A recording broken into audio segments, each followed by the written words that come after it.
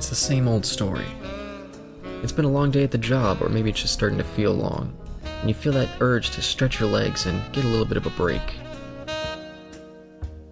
You walk down the street, or maybe you get behind the wheel of your car, and you feel the weight begin to lift.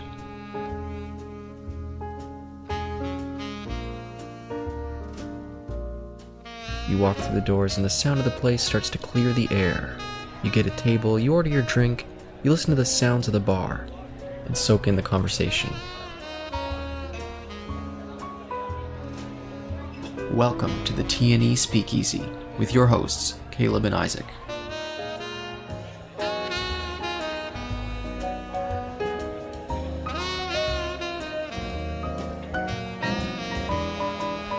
Listen in as they discuss the 2023 films Barbie and Oppenheimer.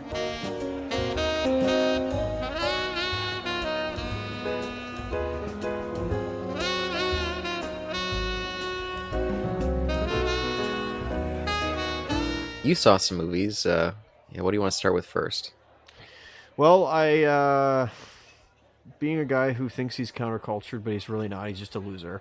I went with the old chasing trends that was Barbenheimer. So, like I said, back in August 1st, I did a double feature, which was Mission Impossible and Indiana Jones. Obviously, listen to that Speakeasy for that one. And then a week later, I on Cheap Tuesdays went on August 8th to see the double feature that was Barbenheimer, but reverse. Instead, I saw Oppenheimer first because I was a little more excited about that one, and then watched Barbie afterwards. Yeah, so should we discuss Oppenheimer first? If you don't mind, of course. Ah, yes. Christopher Nolan's latest hit. I think it was actually much more successful than a lot of people gave it credit for, because especially in comparison to Barbie, its box office pales. But I think it's still made close to, it was like 900 million, something like that. And they just re-released it. It's currently in the IMAX at our local IMAX theater. So it's... I gotta see it again. I have to. Son of a gun! I might go on Monday. Oh, I gotta see it again. That's such a good. That's worth every price of admission. Yeah, did you see an IMAX on your screening? I did. No, I saw it. Like that was the only one I was gonna see it in. Is IMAX. Yep, I also saw it in IMAX. Not okay. Honestly, not that it really means anything, but I just like that experience. Yeah, and especially for that movie, because so much of it is just people talking in rooms. It's maybe kind of like, is this really the one that's, we need to see in IMAX? But for the moments where it does pop, and I feel like with an IMAX theater, there's more of an intimate kind of quality, because you're so much closer to the screen. The screen's so huge that, yeah, some of the personal moments feel extra heightened in IMAX. So, all right, let's start with the first thing. Does this fall under, and again, forgive me if I don't get everything, I don't talk about everything because it has been, I don't know, 3 months. yeah. I'll do my best. Does this fall under the category that some people are calling bad biopics, or just like flawed biopics, I suppose, Greatest hits, that's what I meant to say. Is this a greatest hits movie of American Prometheus? I know it's an adaptation of the man Oppenheimer, Robert J. Oppenheimer's life. But is this a greatest hits? And I actually was thinking that recently, like a few months later, or in these past few months of like, okay, is this like? At first, my immediately thought was this is not a greatest hits. Well, and now I'm like, oh, is it a greatest hits? I'm like, I hope not. I would say this could never fall into that vein of biopics, like I had said before, or biopics, because the man himself is not someone who we have the greatest hits. There's really only one thing that people know about him. That's his association with the bomb and his famous quote tied in together, that most people don't really know anything about the person, I would think, especially before this movie. He's just a name in a history book, So I don't think that it could ever be, you could go in and be like, okay, these are things I know. Oh, they gave me exactly what I know and they didn't give me any more depth. Or this movie, just on its face, there's so little to know about this guy unless you're, looking into it, which I don't think most people were. Unless you disagree, I don't know. Well, yeah, I gotta be careful how I say, because I obviously have not read American Prometheus. That should be on my reading list. Given I do like the fellow, and at least or at least Have an interest. there's an interest in that fellow. Um, so very complex figure in that time frame, of course. Yeah. Um, so yeah, I was just wondering, like, because one thing that I kind of wish they kept doing. Remember in the beginning, I guess Act One, if you want to call it, because there was two. There was acts, right? There was title cards, right? That said like theory something. And yeah, see, I've already forgotten about it, but I do remember Mm, what those like. They did have like four of them. I'll just start rambling like a crazed maniac, like I am. sure. I like the contrast between both like um, the black and white segments and then the colored segments. So everything regarding Robert Downey Jr.'s narrative, that's all black and white, whereas Oppenheimer's segments are always colored. I think that works very well. Basically saying like present day in the 50s to past in the past. That's interesting. The past looks very colorful, but the present doesn't. Maybe there's something there to that. It's almost like two worlds. The world when it was still, vibrant and there was still things to discover, and then the world shaped by this discovery, and that everything becomes more hideous once you get to there. Even though there was so much hideousness going on with the war, there was still this kind of thrill of study and exploration. And then you get to a thing where it's no longer owned by the scientists; it's owned by these people who are very clearly driven by a particular agenda, and they don't care at all about discovering new knowledge. They just care about the cudgel that they can use. But sorry, go ahead. Sorry to interrupt. Yeah, well, no, thank you for interrupting me. What I also was going to say was like a pre-atomic bomb. That was what it was, and not that there wasn't any heinous acts going on pre-atomic bomb, of course, as well. There's obviously a lot of vile and wickedness that humans were up to at that point as well. It's just like there was a big difference between like what we're seeing in the movie of like pre-atomic bomb and then post-atomic bomb, where it's industry people and or not even industry people, but the government kind of like is taking charge of the whole operation itself. Yeah, and I mean in terms of like Oppenheimer's perspective as a scientist who was at the forefront of this new technology, and then being the person who's stuck in this web of politics afterwards and removed from his discovery. Don't know what I'm talking about. So in the Well, beginning, we had those scenes of Oppenheimer kind of being lost in thought, or you know, maybe the representations of like the quantum realm, or subatomic level, kind of those images there. very cool. Wonderfully done. I like that stuff. I thought that was going to be throughout the entire film. I was like going to set it apart, but that was only in like the first act. And I was a little bit like kind of bummed. Just like, oh, I wish we kept using those. Going back to that, almost maybe seeing like him getting his life in order. He's not. Maybe that was the point where he's no longer seeing these images or having these ideas in his brain of what the from the perspective of quantum physics you see the universe as. Maybe he's got out of that. Maybe it is that. But with Christopher Nolan's cinematography, I don't know if it's a similar same cinematographer from the previous films.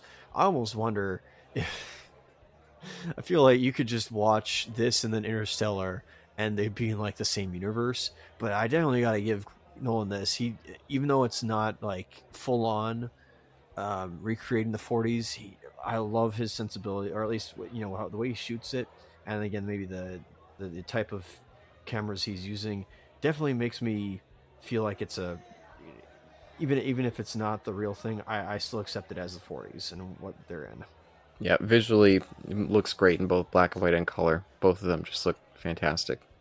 Yeah, it's a modern 21st century film, but there's nothing wrong with that. I like the way, for one, I think it's a lot more authentic in the 40s than even though it was the 60s, than what Indiana Jones is doing. 60s. Sorry, dial Oh, okay. dial Sure. Destiny, and I did say 60s, of course, as well. And yeah, Yeah. that era maybe felt okay, but anyway, sorry, not Yeah, to I forgot compare about that films movie. here. Yes, no, we just discussed it. Yeah, and I'm curious for you because for me, coming in, I'm always with Nolan and his character work, and especially knowing that this was going to be a contemplative character study. I was like, oh, this feels uniquely ambitious for Nolan. I remember in the wake of Tenet, there was a lot of discussion on the podcast between me and Eric, and I think you as well, of like, what's Nolan gonna do after Tenet? This kind of big uh, science fiction, kind of a mystifying, intentionally mystifying movie. Like, is he gonna go try to keep going bigger, or is he gonna go down to like smaller kind of stories to try to ground himself again? And in some ways, he went to a smaller kind of story, except he blew it up and I think made his longest movie to date. Um, He did both. He chose the third option. He's like, no, we're doing yes. both. But I think in terms of giving us a character study, I think he half gave us a pretty good one. I was I found the Oppenheimer character quite captivating, and it could partially be because of the great performance by Cillian Murphy, a guy who I've loved for many years and who continues to just get better and better, seemingly. Agreed. Um, but where I think the movie just started to get a bit weird, and where I wonder, where it almost starts to lose its point of view. It's like it stops being about Oppenheimer in maybe the last 40 minutes or so, and it starts to be about the web that Oppenheimer's caught up in. And it's like, oh, is this even fully is it stopping a character study about him, and now it's about the just weird spite and patheticness of the Robert Downey Jr. character? I guess this is getting into spoilers. I guess we can say just full spoilers for the movie, but I was kind of like, oh, it finally Nolan had done such a good job making me feel connected to a character, and then for 40 minutes of the movie, I feel disconnected to the character again. It's weird. Yeah, because there's the axe, right after the atomic bomb goes off.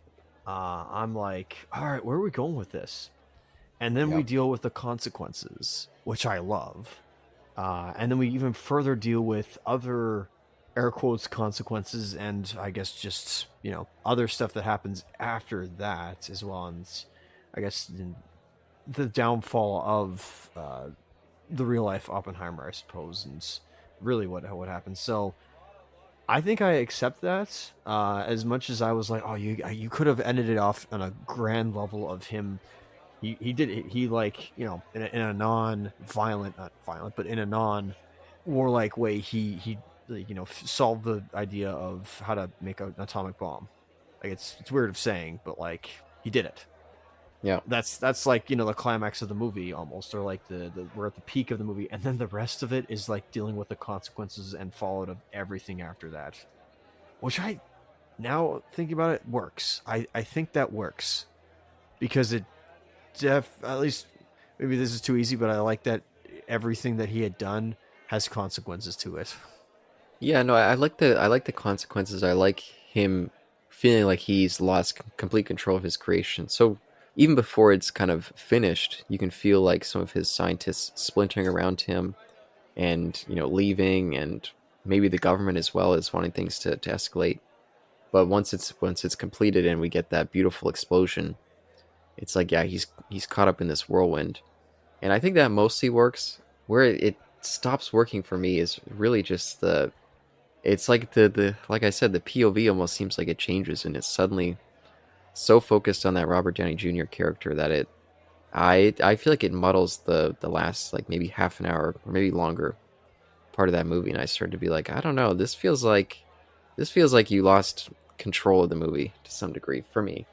And they even start obsessing about this very brief little scene between Albert Einstein and Oppenheimer, and that guy Robert Downey Jr. character seeing it, and that becomes like a big thing at the end. And I was kind of like, I don't know. Again, this feels weird that it just, I don't know. I don't know. It's also been a while for me. It's been a couple months, but Unfortunately, unfortunately, because Nolan yeah. actually, I think, opens the movie with that. We don't actually see Oppenheimer start the whole thing off, if I recall. It is starting off in black and white with Robert Downey Jr. and Han Solo um, talking with each other in that other room. And then they go into the details of Oppenheimer. That that needed to be there. As much as Yeah. uh, I see, though, yeah, you're against the like, oh, well, kind of like he lost control. It was there in the start, so he had to finish it off, or else he would have been like, well, what was this all about? It's like, oh, because there was spite. It was all out of spite for the fact that Downey Jr.'s character did not have a good relationship with Albert Einstein. Yeah, but that's why I find it a weird point of view. I feel like the movie could have been shorter and more streamlined, and I'm not sure exactly what that adds for the Oppenheimer story. The fact that, oh, this guy was so spiteful that he wanted to ruin his career. Why did it have to be a story about two men instead of just one? That could have been just a part of the events of Oppenheimer, losing all that control, and we get all these great tense scenes of him being interrogated in this kind of kangaroo court. Like, did we really need two POVs? And I guess I could ask you, do you feel like there was? Do you feel like it was Oppenheimer and that guy? Or do you feel like it was just Oppenheimer and that guy was just kind of there as well? Unfortunately for the narrative, I'm going to say both. In fact, it almost may be down.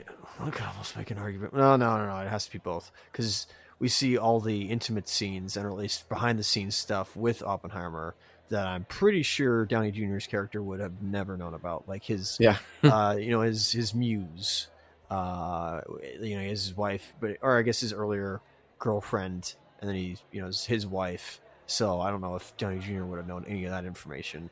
So we see two perspectives. There's two perspectives, and Downey Jr.'s character is just very important in this case, given that he's an obstacle for Oppenheimer.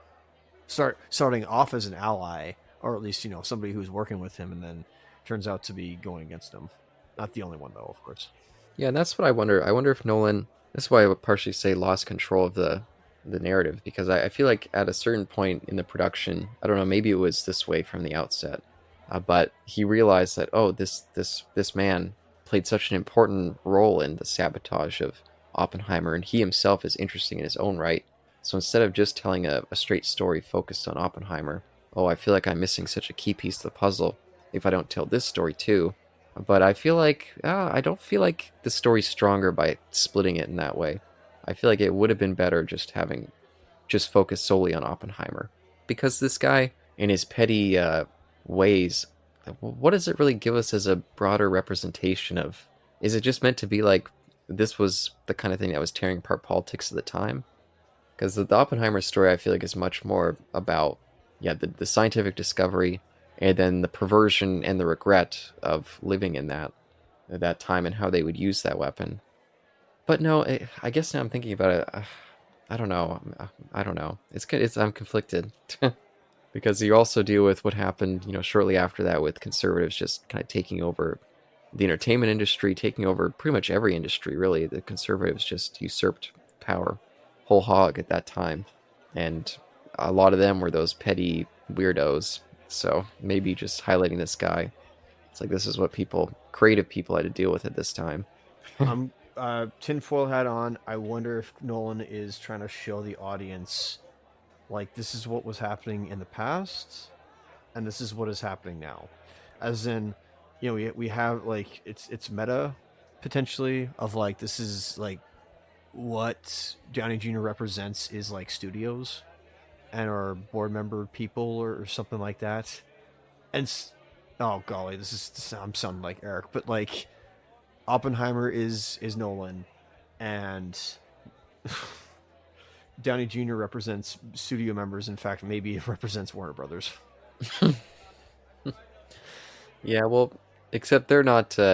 That's what's interesting about that particular character is it's all about just petty. A couple things that he took as slights, and I guess they were slights, but like not very important slights. But he ballooned them, and it became this elaborate revenge scheme, just about his own petty beliefs.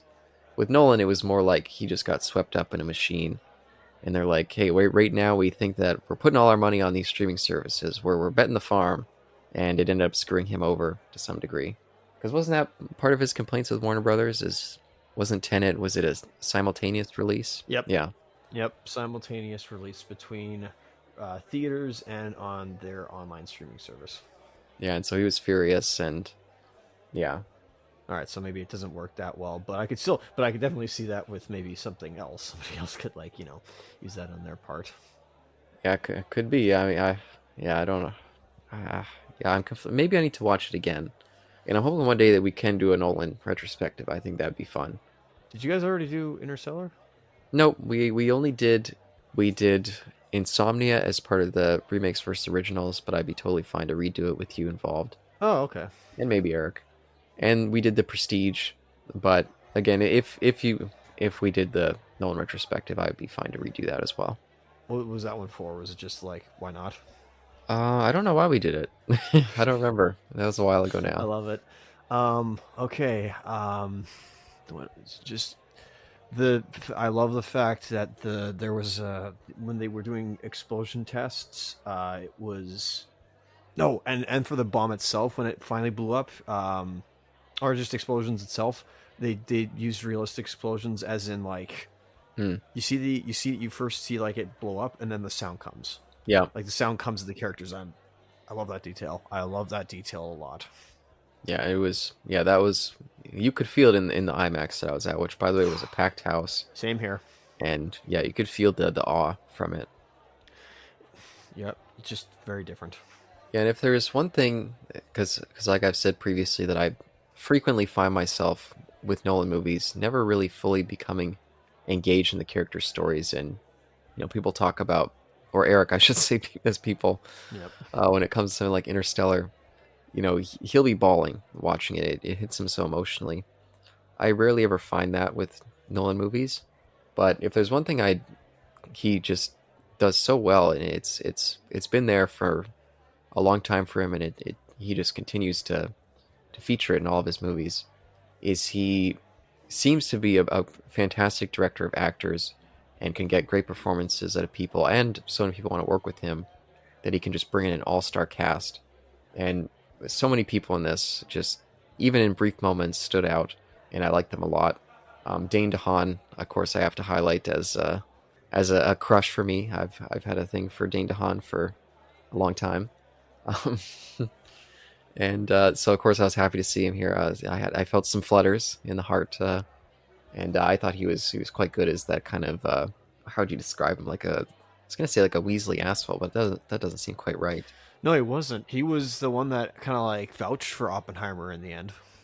Yeah, but he seemed like he was a big asshole. I think. Again, it's been a little while. But especially Matt Damon, he had like this fun kind of breezy element to him, but at the same time, like I bought him in that role very very much. It's like a guy who just like he knows where they are and he knows what needs to get done. And even though he's taking things lightly, he knows that he's not in a light situation, if that makes sense.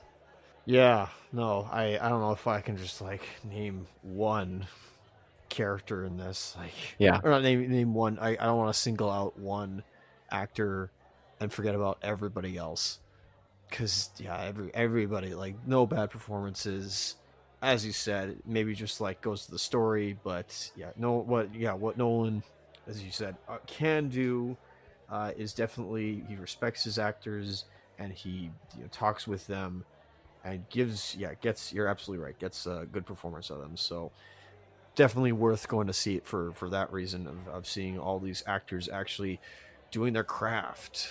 Yeah. Absolutely. Now for the controversial thing, everybody, I admit as well, at least Red Letter Media pointed this out, is the score. I'd say it's an okay Oh. score. It's a good score, but the fact that like it was, loud. Oh, louder than the dialogue? Yeah, exactly. Yeah. And this time I get it and may side with Red Letter Media, not as snarky and just snide or anything like that, but it's just like, okay, yeah, that's fair. Where especially because they did that whole, I don't know if you saw, they released that parody video of like 12 Angry Men, but with like directed by Christopher Nolan. Oh, I have a vague recollection of that, but I don't think I ever watched it. So basically, yeah, I think of it was just like a brief clip show or whatever of 12 Angry Men, but it has like Ludwig Göransson's like dubstep or just sound blasting in the background. It's like, okay, I get what they're saying, because like, and it makes sense, like, because like the best scene that I liked was when they were talking about, okay, where the hey do we drop this thing, because there was no music, and it's like, Hmm. this movie could probably have used less music than it needed to. because obviously for like the big bombastic, sweeping shots of the land, that's there. But like when it comes to the intimate, even then again, I understand why they used the music as well, because it did build tension and it did build um added some suspense and horror elements. I mean, not horror, but obviously thriller elements to it. um Especially during the scene when he's in the this little assembly hall there with all the kids and they're pounding their feet, and we keep hearing those, like, Oh man, tracks or whatnot. And yeah, that was something. That was a really, yeah, really impactful full moment. even thinking about it as well is giving me the goosebumps. Ugh, oh boy. Yeah, but this topic with the sound mixing, this is something that me and Eric have also debated a lot. I figured. And Eric comes down the side of, usually he comes down the side of like, hey, maybe we don't all agree, but this is Nolan's artistic, he believes in it, and we can respect that he's got something there. At this point, I feel like it's just arrogance, and I don't understand why he continuously does it. It's almost like people complain to him for like, hey, we can't understand the dialogue in your movie, and he's like, hey, like, stop criticizing me, I'll do it again as a fuck you, because it doesn't make any sense. It for me, it damaged my viewing of Tenet because I legitimately could not understand so much of the movie, and I was like, I know that this scene's pivotal. I'm really really trying to hear it in the theater, but I cannot understand what that woman's saying. There was like one lady who I can't remember what her role was in the movie, but she had a couple key scenes, and I couldn't understand almost anything she said during those scenes. Oh, I think it was the it wasn't what's her name, the person that tenants, or yeah, I'm just gonna call him Tenant, who's he's partnering with or whatnot, trying to save the wife of the antagonist, his information broker. Information broker, exactly. Yeah, I was leaning in my seat. I was turning my head like, oh, come on, what is she saying? What is she saying? And I was like, fuck you, Nolan. Yeah, I think it's So, both ways. Where, yeah, it is Nolan's. It's his artistic license. It's what his director's touch, whatever you want to call it, or his artist touch. But yeah, you can also be like, yeah, well, I just don't agree with it. no, yeah, I think it's, Go both ways. yeah, I think it's arrogant, and I think it is just, I don't think it helps with his viewership. And why would you want to alienate audiences? That just seems like something that, as a director, you would not want to do. Again, I don't think it is as obnoxious or in there as much as it was intended. No, yeah, no, definitely not. There was a couple moments near the end. They kept overlapping where they would cut from Robert Downey Jr. kind of ranting to the solo guy, and then we would cut to like Emily Blunt and Oppenheimer, and they were having like this. It was like two very heated exchanges, and we cut back and forth between them, and the music was constantly ramping up and up to like be like, oh, this is getting so intense. Until at a certain point, I'd be like, okay, yeah, this is intense, but I'm struggling now to kind of hear what they're saying. What are they saying there? But that was like there's only a couple of those moments in this one. So, I think this is maybe I'm wrong on this. I didn't see Prestige or Insomnia, or Memento. Is this his first like movie with like? Okay, there's obviously implied sex in previous films, but like first like on-screen depiction, not on-screen depiction, obviously, but like actually no, they were having sex, weren't they? yeah, and there was nudity, which I think Yeah, was a first for Nolan. yeah. Well, but again, tasteful, definitely. If you ask me, pretty tasteful. Well, it was no House of the Dead 2 in terms of the nudity. Can tell what day we filmed this on or recorded this on. What are you saying that wasn't artistic and you know? It was a hack job. I can't say anything nice. I can't even Fair pretend. enough. All right, fair enough. Yeah, of course. Um, I guess there was that part though where when we do get the introduction of where he learned, his phrase, "For I have become death, destroyer of worlds." Yeah. It was when Oppenheimer was having sex, and I did definitely go like, "Oh, come on, seriously, do not do this to me." But then, of course, when he actually does see it, when the bomb goes off, I'm like, "That's literally what I wanted. That was what I needed." Yeah. No, yeah, there was a lot of impactful stuff in there, and yeah, no, I would definitely like to catch it again in the theater if I get the chance, because yeah, I would like to give it a second viewing. I came away overall mostly positive. The only thing was I was like, yeah, I just don't know about that last like 40 minutes. Something about it just did not feel quite right for me. But overall, definitely a feeling it still. Yeah, absolutely. Feeling it would hopefully we'll own this, physically, in my collection because why not? I definitely want to see the behind the scenes features of this and how the man was able to pull off the first atomic explosion, recreating it practically. Oh wow.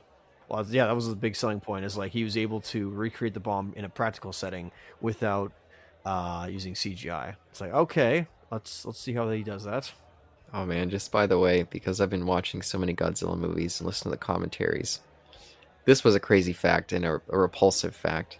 They said in the early days of the developing the hydrogen bomb in particular, because they still didn't really know almost anything about the radiation effects at the Yep, time when they first dropped the bombs. yep. There's even some moments in the original Godzilla that I never realized when they're just hanging around radioactive stuff and they're like, "Oh, like stand back, there's a little bit of radiation here."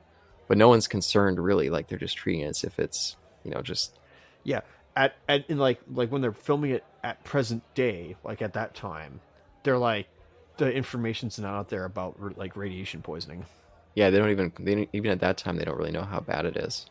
And of Jeez. course, they were doing a lot of bomb testing in the 50s, and they were just saying in the commentaries, they're like, yeah, the way that they're doing testing on the effects is they would drop a bomb, they would drive a truck over, and they would drop off like 10 GIs, and they'd be like, just walk around for like 20 minutes. And the guys would walk around, like, okay, we're walking around. And they would drive them back, and they'd be like, and then they would just test them for like 5 years to see what the reactions would be. And I was like, oh my god, like these callous assholes, they don't even know what it's gonna do. And their own men, they're driving to nuclear test sites and just dropping the men off to stand around and soak it in. Like, fuck those guys, man. Inhuman bastards. The Jeez. U.S. military during that time really were. Well, could have been worse. They could have been using like immigrants or undesirables or people who aren't white. Yeah, let's not get into some of that stuff as well. I'm not going into that. I'm just that's controversial, but it's like, yeah, that's quite inhuman. I'm just like, well, we need guinea pigs. Hey, Yeah, I'll say this: they used real humans. yeah, Use like animals or anything like that, so I can at least give it there. But like, yeah, still like that's immoral. yeah. You know who they weren't driving in? The generals. They weren't driving them to walk around for 10 minutes and soak up radiation. Of course not, because that's not their job. Apparently, evidently. Jeez. Yeah, just leave it to the grunts. Who cares what happened to them? Fuckers. But yeah, let's talk about something more positive, maybe, potentially. Hey, so is this movie racist? Oppenheimer? Yep. Oh, that's definitely more positive. This was just hang on, I'll explain why. Because there's an article saying like, or article, but there's like people screaming out social change. There's like Nolan did not depict any, like didn't show any Japanese people whatsoever. So this movie's lit racist, except they deal with the fallout of that and the fact that he has complete and utter horror and PTSD over this whole fact. Yeah, and I don't know exactly when the locking up of Japanese folks was what the dates were when they stopped doing that, but I'm pretty damn sure that a lot of them were getting locked up around Oppenheimer's time. So Mm-hmm. maybe you wouldn't see as many of them around because the U.S. was locking them up in camps. I just also think they also meant like people in Hiroshima and Nagasaki. Yeah, well, that'd be talking about the film jumping out of Oppenheimer's perspective. That would completely be removed from his perspective. So I don't see how that would, I don't see how that would enhance the story. Actually, that's a good point because throughout the whole film, there's pretty much like no scenes where his wife's alone, and we see her doing. Well, if I recall, it's mostly from his perspective and never hers, nor his muse, nor any of his compatriots' view. Like it's all just on him or Downey Jr.'s character. Yeah, and that's why even I wonder if we needed the Downey Jr. stuff. I feel like that almost detracts from because the movie feels like it's almost solely focused on him, except they would splinter in a couple moments that weren't, and I'd always be like, okay, like I don't like I get you're supposed to be giving us some context for we're gonna get something more serious when we get to the end, but I don't know if they splitting the perspective like that was really helpful. But maybe I'll change my mind on a second viewing. I'm not sure. Yeah, of course. Discuss more of that maybe later. I guess I'll just save anything else for a later date. I'm pretty satisfied with what, other than what I said before, which is I now want to do a series that is centered around the atomic bomb, and we see the before, beginning, and after. And obviously, because like I said before, I said this weeks ago, but all I could think of throughout this entire film was Barefoot Gen, because I'm like, this is the Oh, build up to that bomb, and then we'll see in Barefoot Gen the effects and what happens with the bomb. I just think maybe this is maybe cathartic, or I'm just a cruel son of a gun and inhuman. But somehow I just want to see that fact of we see both sides of the story, just to I guess show human history or something like that. yeah, I think we talked about this when we did Doctor Strangelove. I know we talked about when me and Eric did Failsafe, but I mentioned that when I was in my heyday of doing the disaster movies of the 70s, I was getting near the end and I was like, oh, what series do I want to do next? And I was like, well, I've been watching so many great disaster movies. What's the biggest disaster of all? Oh, an atomic bomb blasting.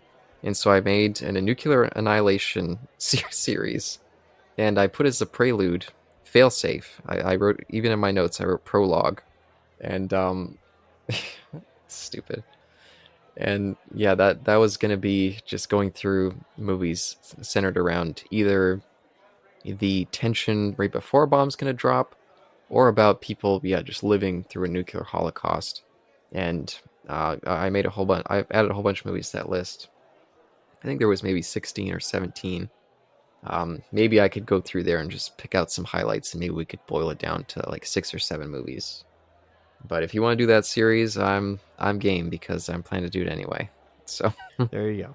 So yeah, I think I'll leave Oppenheimer off at this moment. There's probably a lot more stuff to talk about, but I've been removed from it for 3 months, so my memory is only yeah, good to a certain point.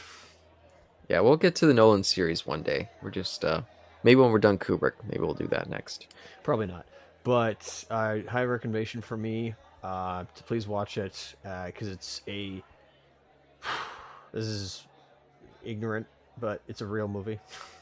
As in, everything you see on screen is real.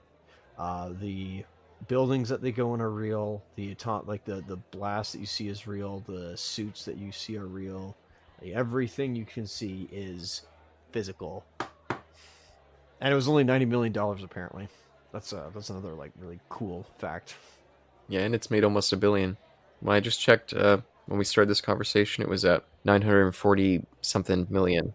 So Good grief. Goodness gracious, sir. That's impressive. I thought, because it was trailing behind Barbie. Um, oh, and it still is. Barbie is, yeah, well into the 2 billion club. it broke 2 billion now. Nicely done. Excellent. Yeah, but in terms of the two of them, I mean, what a marketing just miracle, because it was not. I don't think it was intentional. It was two different studios, but it just somehow Well, organically happened. sort of, because again, I can't confirm or deny this, but some people believe that Warner Brothers put Barbie on the same day as Oppenheimer out of spite for what Nolan did to them, or how they Yeah, blacklisted him, or other way around, whatever.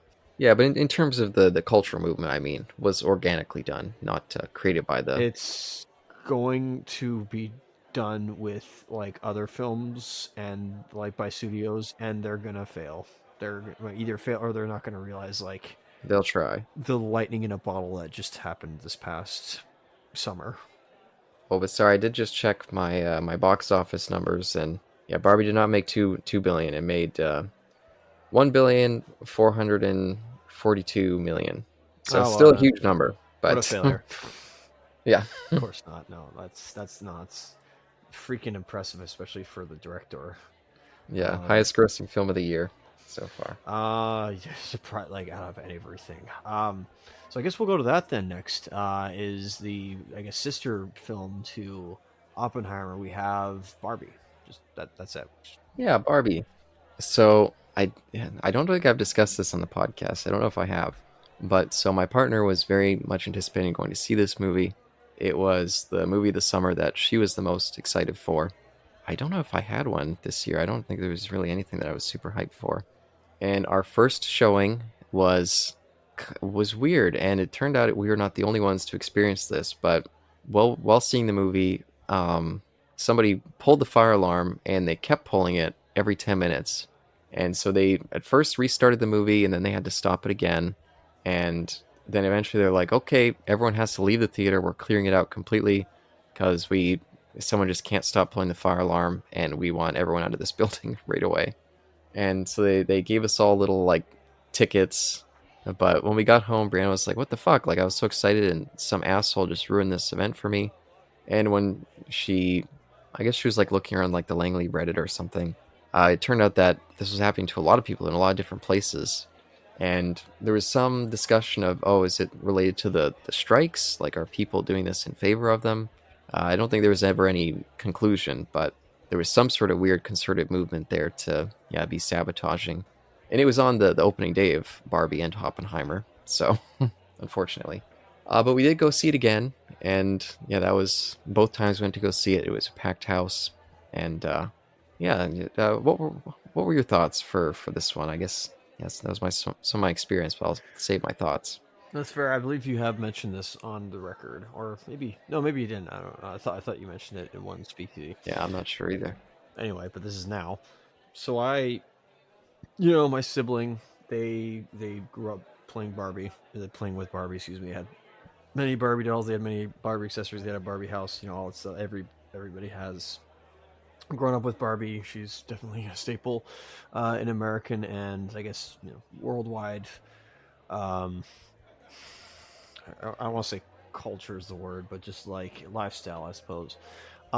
She's there. So, I don't remember if I ever saw the trailers, but I heard they were doing it. And I'm like, I really hope. May have been a bit like pessimistic and being like a negative, saying like, I really hope this is not just a generic, like a video game movie with no thought, with no story. And I was pleasantly surprised because it was not that. It is in the same vein as I think somebody mentioned on TV Tropes, the Lego movie. But I think I prefer this over the Lego movie. Obviously, that movie was a technical achievement, thankfully, but it has similar themes. Yeah, thinking back to it, as thanks to that person, reminding me. Thinking back to it, it's very much a. How do I put this? Yeah, it definitely has that. Again, apologies. It's been 3 months. It definitely has that. It's meta commentary, yes, but I guess in a good way. I mean, well, from my perspective, it's a good way. Of just dealing with, like, oh yeah, we all like it first starts off with Barbie, doing her own thing in Barbie Land, and turns out like they exist separately in the real world, but they're also controlled by like each individual Barbie is, I guess another person's Barbie in the real world. It's very interesting stuff, and she starts getting these like existential thoughts of like, hey, all I'm thinking about is death or whatever it was. Again, pardon me for paraphrasing. So it starts off there, and it's definitely a character study. Maybe not a character study, but it's definitely by the end, Margot Robbie's Barbie, because there's a lot of Barbies in this film. She changes, so Yeah. that's something good from a perspective. So, yeah, it's meta. And what did you think? Yeah, no, I was very much from the outset of knowing about the fact that they were making this before I saw the trailers. I'm nominally a fan of Greta Gerwig. I liked her Little Women from a couple years ago, especially that one kind of sticks with me. And Lady Bird, I think, was her other one with Saoirse Ronan. Oh, that's okay. So that's the okay. I was like, I didn't know who she was, and then you tell me those two films. Like, okay, I know who that is. Yeah, so me and Brian actually watched Little Women on the theater on Christmas Day, year that came out. It was just kind of a tradition we were doing at the time. And so I was like, oh, I'm excited. What's she going to do next? And I heard that she was attached to this Barbie thing. And I was like, okay, Barbie, based on a toy. We've not really seen a ton of success with that in movies. Transformers, So, yeah, G.I. Joe. I guess that's, well, He-Man. ugh. And so I was like, okay, at least they're bringing in someone who has a track record of telling interesting character studies. But when the trailers came out and I saw that it was going to be much more comedic, I was like, okay, I'm very curious to see what Greta Gerwig is going to do, especially being in such a much more mainstream position. And then with all that Barbenheimer stuff, I was like, oh wow, like this movie, if it tanks, if it sucks, that maybe is going to fuck up her career going forward. So hopefully it's good. I think it ended up being what it needed to be, which was, yeah, a lighthearted comedy with a little bit more depth around the edges, and really spoke to the audience that would be kids who grew up loving Barbie. Maybe little kids can enjoy it for the silliness of some of the concept, and especially the Will Ferrell character. Maybe some of that comedy would play better for kids.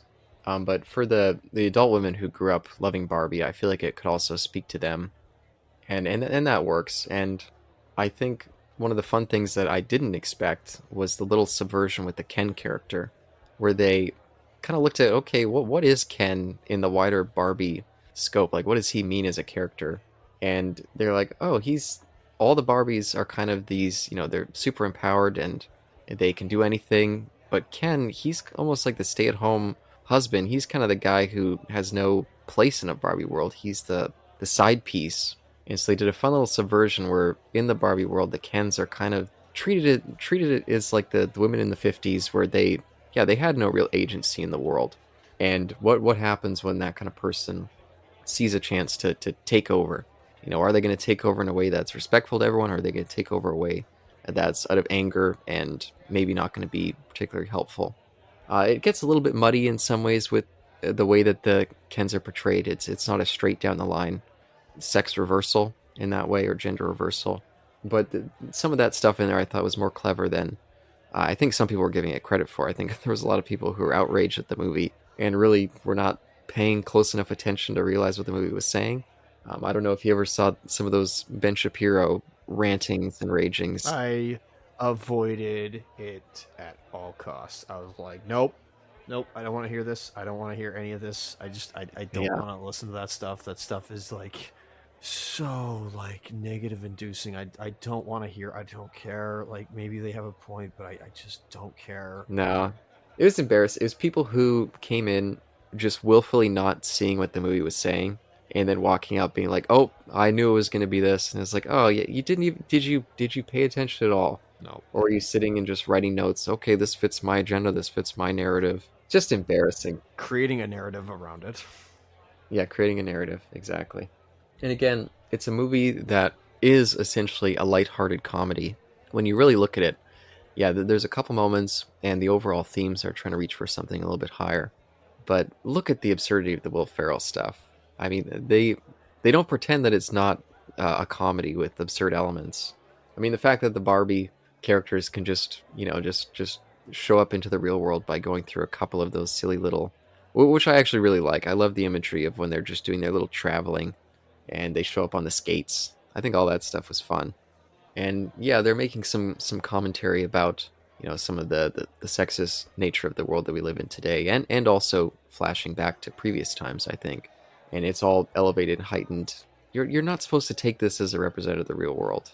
I will say I was and obviously the Lego Movie connection is that Will Ferrell's in it. Yeah. And again, I think he gives a really good performance. Like maybe people are used to his his regular shtick of what he does, but I was very surprised how like not much of the film he was in it. I was when I saw him on the cast list there, I was like, oh man, I wonder if he like what he's going to be doing this one. They used him to his strengths and got the performance they wanted out of him. So that was excellent on Greta Gerwig's part. Yeah, no, I think they used his humor just enough. I think he was fun. I will say though, I noticed in the third act, and this is kind of a continuation of our Oppenheimer discussion, that things just started to get unwavering, and I felt like Greta Gerwig lost control of the focus of the story a little bit. And at a certain point, the studio execs, they all get on their little skates and they head off to the Barbie world, which I thought was quite funny. But then they disappear from the movie for I don't know, like 20 minutes. And then when they show up again at the end, I was like, "Oh yeah, they're in this. I forgot." Because they played no role until they needed to. So I was like, "Ah, I had the opposite reaction, whereas like so they set them up going to Barbie World, and I'm like, okay, when are they coming in? When are they coming in? So even like when the third act and like release the climax is happening, I'm like, where are they? Like, how are they going to impact this entire like scenario, and they really didn't. But maybe that's all right. Yeah, and I don't know. even though when we see it, it doesn't seem like it takes that long for them to travel. Maybe these guys are just such a bunch of fools that they're just endless boobery. They just kept backtracking, and maybe it took them forever to get there. Yeah, no, but obviously it's like she needed to show like what was happening between the Kens and the Barbies. Um, Yeah. the music in this was great. I was definitely a fan of it. Oh yes, absolutely. Would you say this also counts as a musical? Well, yeah, there's people singing for pit's sakes and going into musical numbers. Yeah, no, not quite a musical, but they definitely feature some musical numbers. Yeah, but I wouldn't say it does qualify. No, but Okay, but you want a score that's familiar, or not even familiar, but recognizable. This has a good score that's familiar and recognizable. yeah, yeah, and the little Barbie theme. I love the imagery when it opens up, and we just see the Barbie world, and they have their little theme song, and they're all waving to each other, and it's positive. I think that stuff was just it was just super cute, and I was like, oh man, I this is just a fun place to live in. I like being in that Barbie world. It seems like a nice place to hang out. And again, I also want to scream out saying like I want to praise this film for its use of sets. Yes, yeah, yeah, very very well done all around. And I like the subtle way they show the unfair and just unfortunate dynamic of the Kens living there, where they describe like, oh, Barbie, she lives every day just happy to be there, and she's happy every day she wakes up, but Ken's only happy if Barbie looks at him. And we see that they have all this kind of bickering, and it creates an awkward competitive angle between the Kens where they have to like almost fight over the attention of the Barbies, who really don't care about them. And even Ken, he does all he can to try to impress her, and she's still like, nah, got no interest in you, which is fair, but it's just they're in a world where they have no agency or any role in anything. And even poor, there's that Alan guy, which I enjoyed. I thought that he was kind of fun in it. But even he, just another male guy, he doesn't even have a community among the Kens. He's just a complete outsider. He's just that, oh yeah, there's that Alan guy. So I thought that was, I liked the subversion there with all that. And you can see why the Kens would try to revolt when they do, but of course it's in this cartoonish, childish fashion when they do. And it's great. Their uprising and takeover is fantastic. Yeah, it's funny. And again, I don't understand how anyone could be offended by it. It's played so silly. Like they really are just like children who don't understand. They're toys. They're just playing out what they think of as the patriarchy. I don't know if I have like we didn't do it in Oppenheimer. I don't have like a best or worst thing. I'm just like discussing it right now.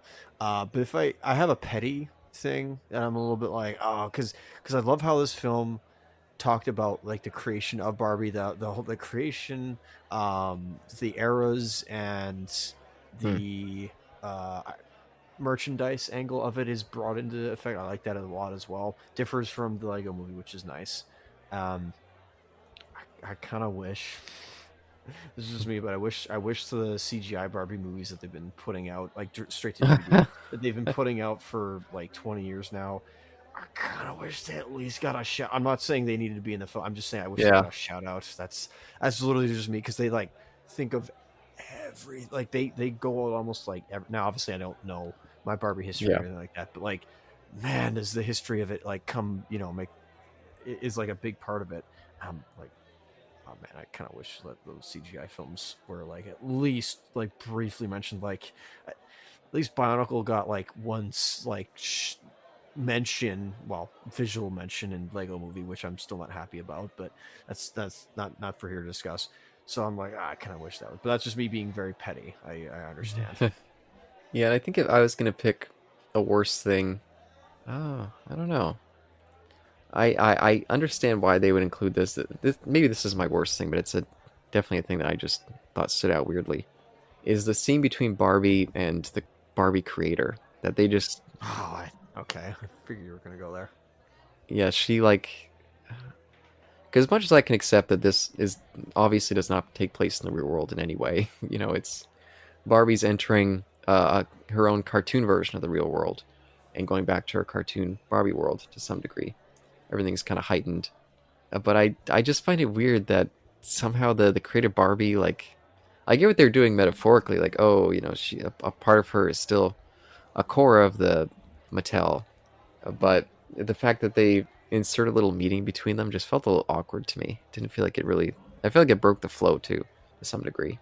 I accept it because it reminds me of stuff they would do in anime, where it literally kind of does, especially Isaac references once again end of Evangelion, or at least the ending two episodes of Evangelion, Neon Genesis Evangelion. Excuse me, that was a two different series, obviously, or at least one's the TV series, one's the movie, where it kind of does get a little bit more abstract, and the characters do kind of go into their psyches and inner thoughts to kind of discern what's happening in the real world. So like, I accepted it, and I was like, that's kind of cool that they're talking with her, and she was set up.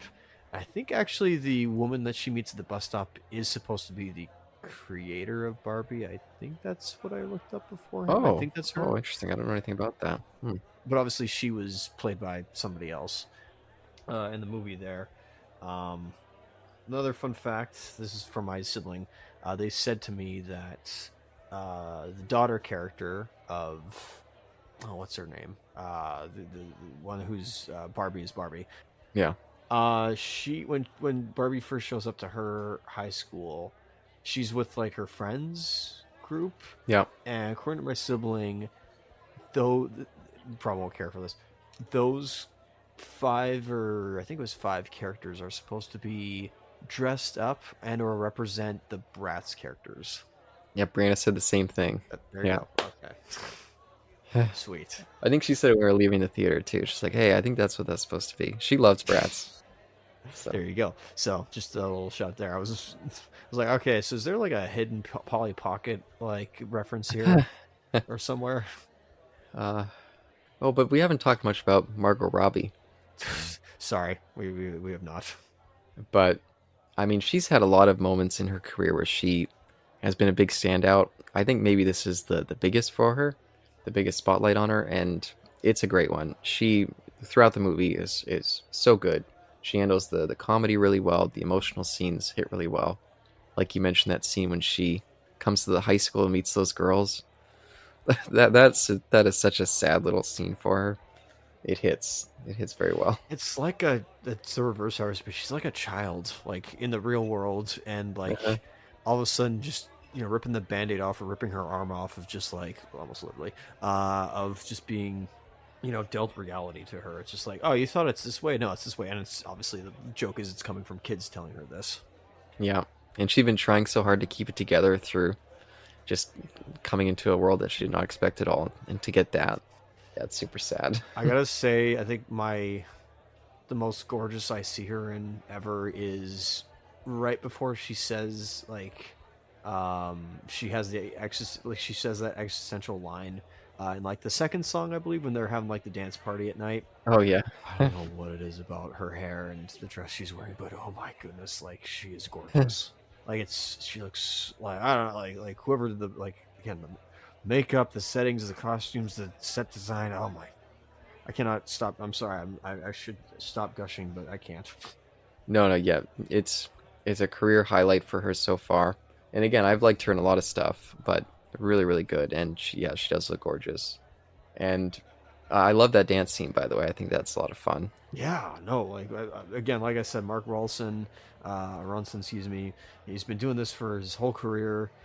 With going back to the old stuff that people may think it's got the disco stuff going for it, and light disco. So obviously it's not like full on disco, but oh, it's, yeah, he's picking the good stuff to look at or to use his music. Yeah, and yeah, I liked seeing Simu in there, and I like seeing Shuri Gatwa as some other Kens. But yeah, Ryan Gosling as well. I think is just yeah, he just captures it so well. The kind of pathetic early Ken, and then the smug pathetic. I think both of them he pulls off really well, and yeah, you just feel bad. Like this guy's so embarrassing, and just yeah, he becomes like a vengeful, pathetic guy, and it's just sad. Yeah, it's just on Gosling. Dang, he knocks it out. Like, definitely shows his acting range again. Yeah. Like, does not, like, everybody thinks, oh, he's just straight faced, like, doesn't talk a lot guy. I was not expecting this. Can I just say that up front? And he's very funny throughout the movie. He just gets exactly what the character is, and just yeah, just nails it through so many of the funny bits. More to him than what we actually see. Like that's impressive for him as an actor. Oh yeah, yeah. And again, he's been great. I feel like he's one of those people who, yeah, just has like blips where people recognize him as being great, and then they just like forget about him again for a while because he, I don't know what happens, but I guess people think of him as just being very stoic and he never emotes. Like they could think of him in Blade Runner 2049, then him in oh, son of a gun, I just had it. I forgot about it. First Man, I guess. yeah, But then it's like, well, then you see him in Nice Guys. I didn't watch Nice Guys, but I know he's supposed to be, it's great. a comedic guy in that one. Then we see him in this, and he's just an over the top, like I don't even know character. I'll just say that. That's all I can say. Yeah, and yeah, they're both toys. They don't really know what the real world is. They don't know how to interact, and it's just funny seeing them trying to pretend to be to be real people. It's just it's a difficult balance to capture, but I think both of them capture it very well. And I think Margot Robbie also really sells the transition to becoming a real person as well. I think that's very well written and realized by the actress. Anywhere else to go with this here, sir? Because I feel like we probably will give this an episode itself dedicated to it. Absolutely, I'd love to do that one day. Yeah. But yeah, as for now, I will say there was a controversy though. There was a controversy. Again, this isn't the worst thing for me, but this is another like petty thing. There's a big controversy. Sure. They were not. Everybody was. I was anticipating this because even if it's a annoying song for some people, it's like I kind of still have like, oh yeah, I'd play this every now and then, because of how even if it's bubblegum pop, it's like I kind of like it for the Euro beats. That is Barbie World by Aqua, and that was a big thing. That there was some people's like thing in the movie there of like, okay, are we gonna have that at the end credits, or not even end credits, but in the movie at all? And turns out they were like, no. Warner Brothers was like, no and yes.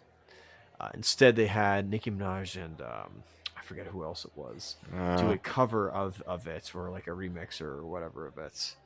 But so I'm like, nope, I'm not going for that. So what I did in my theater was think this is why I sit in the back, by the way, because then I can go on my cell phone if I wanted to. Not that I will, but if I wanted to, then I could just like open my phone, not have to worry about looking over my shoulder for anything, except for if somebody, I guess, looks on my yeah. side or whatever. Sitting aside, yeah. Exactly. And then, but I had this whole thing planned out, and it worked out perfectly.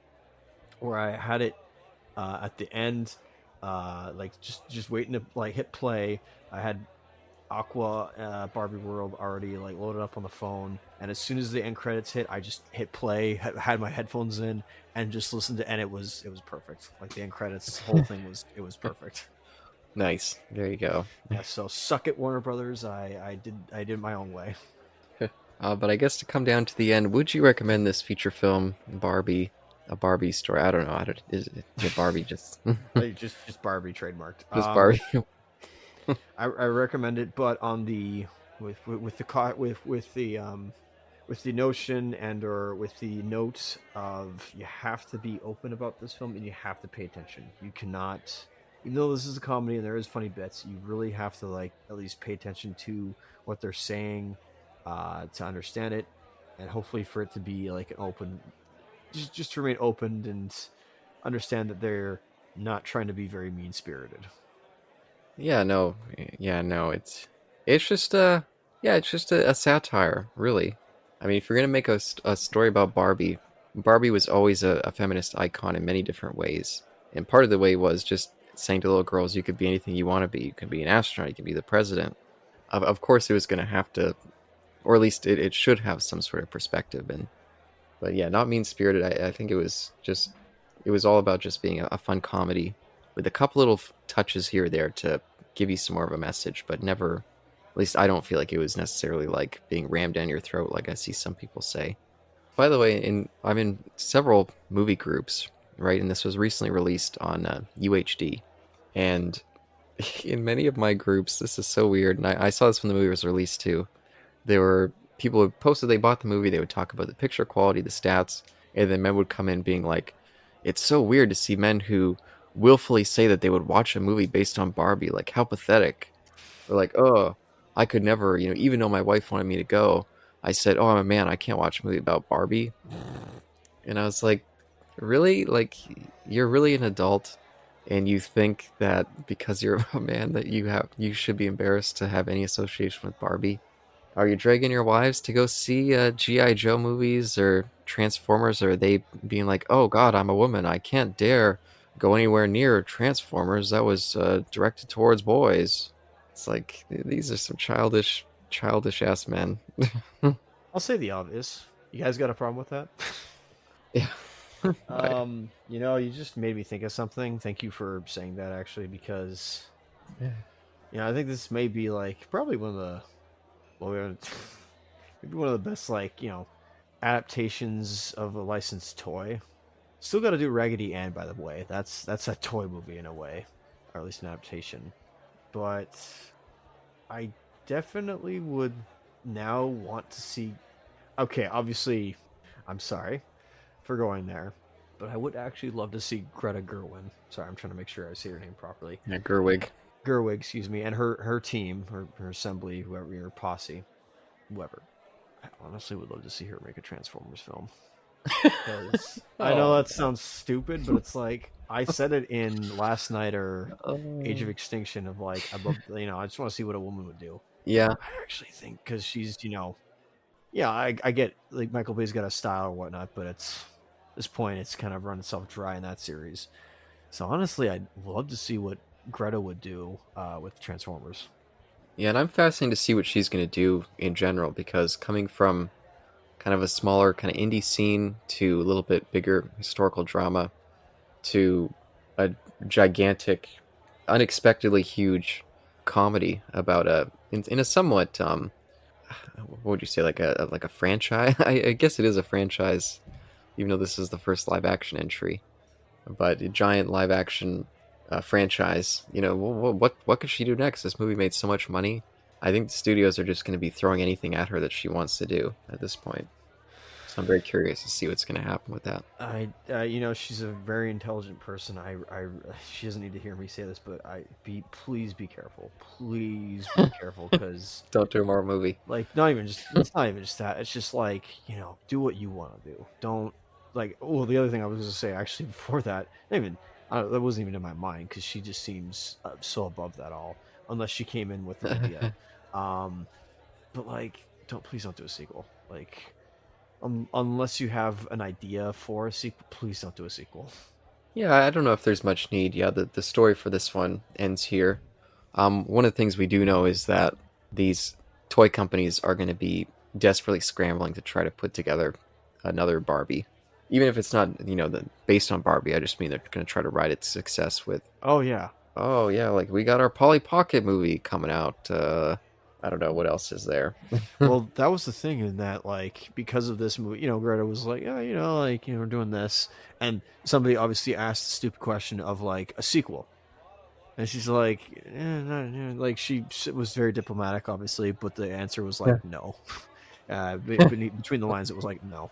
There you go. But then Mattel comes out after the bomb of success that was this film, and was like, I think after it made like at least 900 million or something like that, close to a billion at that point. I was like, oh, we're making a franchise. We're making like we're gonna release all these ones, and it's Oh like, no. no, no, no, no, no, no, no, Of no, course. no, no, no. Greed once again, like, absolutely. So we will get like follow-up films from this and Mattel, but it's out of greed, out of pure greed and not creativity. So this is the best thing where it's like we brought somebody in with an idea and with a good style to them, um, and now it's gonna be cash-ins and imitators. Yeah. Hopefully not. Hopefully not. But I'm not holding my breath. I apologize, people. I'm not holding my breath with that. Yeah, we're gonna have cinemas filled with Casa Dojo or Casa. What was it again?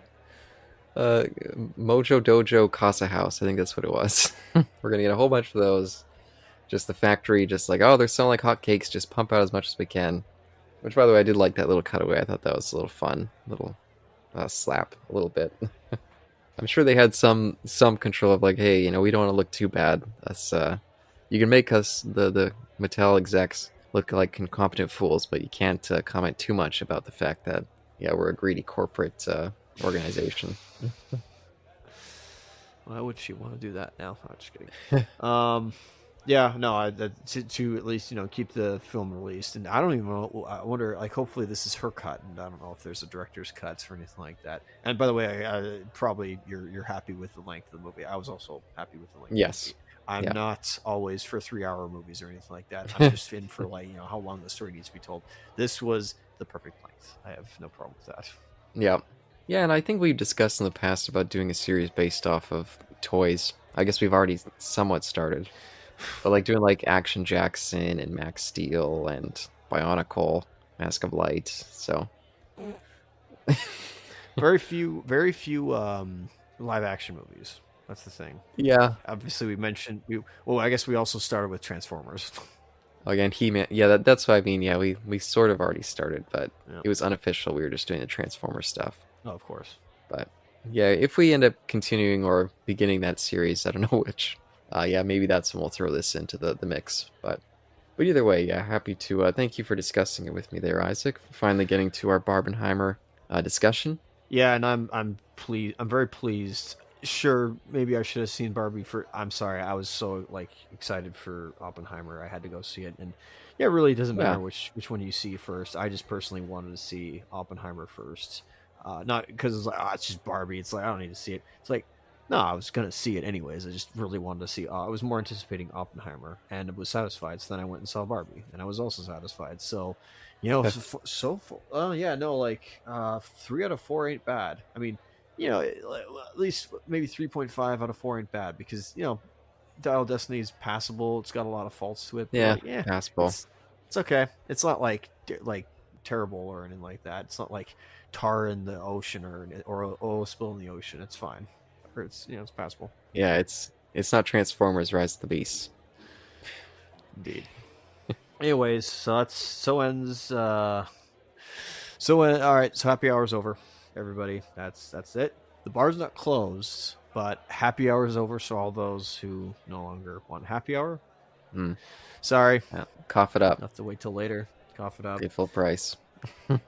That's it. So please see yourselves elsewhere. But the bar's still open. So if y'all want to still stay here and listen to our jazz band over there, please, yeah, and enjoy yourselves. Keep ordering drinks and whatnot. It definitely helps us. And tip your bartenders or whatnot, please, if you don't mind. And yeah, until next time, stay safe. Get home safely, please. Do not drink and drive and all that other stuff.